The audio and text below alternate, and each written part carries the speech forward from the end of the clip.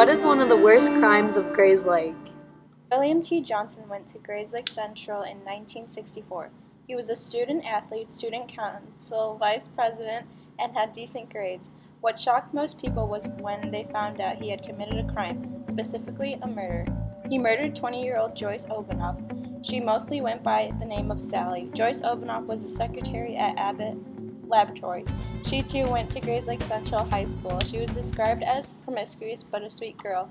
The newspaper also described her as attractive. The attack happened in August 1964. It was an incident that was covered in many newspapers, including the Chicago Tribune. It first started when Obanoff was on her way home and her car was stopped on the side of the road. She asked for help from William Johnson by flashing her lights as a signal to him. He stopped and then became irritated when he did not want to help her. He claimed that there was nothing wrong with the car, but Joyce insisted. However, in the newspaper, it was reported that there was no mechanical issues with the car. When Johnson started to get angry, Obanoff locked herself in their car after she was hit a few times in the face by him with a flashlight. He tried to apologize as she wiped her bloody face. He realized the door was locked and got even angrier, so he smashed the window and he pulled her out. According to the Chief Deputy of Lake County Sheriff Police, Norris Frolick, it looks as though she had locked herself in the car and the killer dragged her out of it. Johnson recalls beating her 30 to 40 times with a log wrench.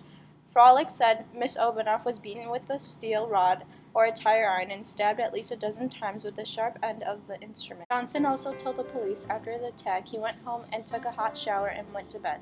Her body was found by two children that were on a bike ride around 10 a.m. on a Friday. The murder was very controversial as the town speculated if Johnson was actually the murderer or not. Rumors spread that he was only covering up for another individual. However, Johnson was found guilty and sentenced to jail time.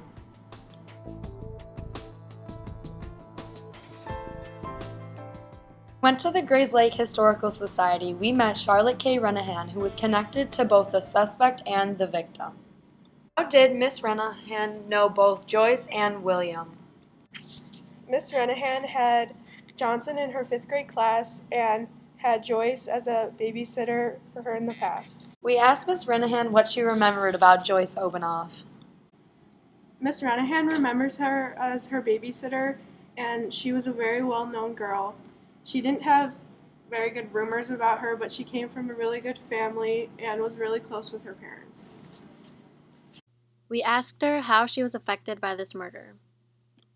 She was very cautious of what she told us because there are many opposing views on what actually happened of this murder. Miss Renahan didn't want to take any sides in the matter or get involved at all. How did Grayslake react? Renahan described Grayslake as being overall very surprised, and that many refused to even believe that their graduates would be involved in such a thing. Overall, she said many people just didn't want to talk about it at all.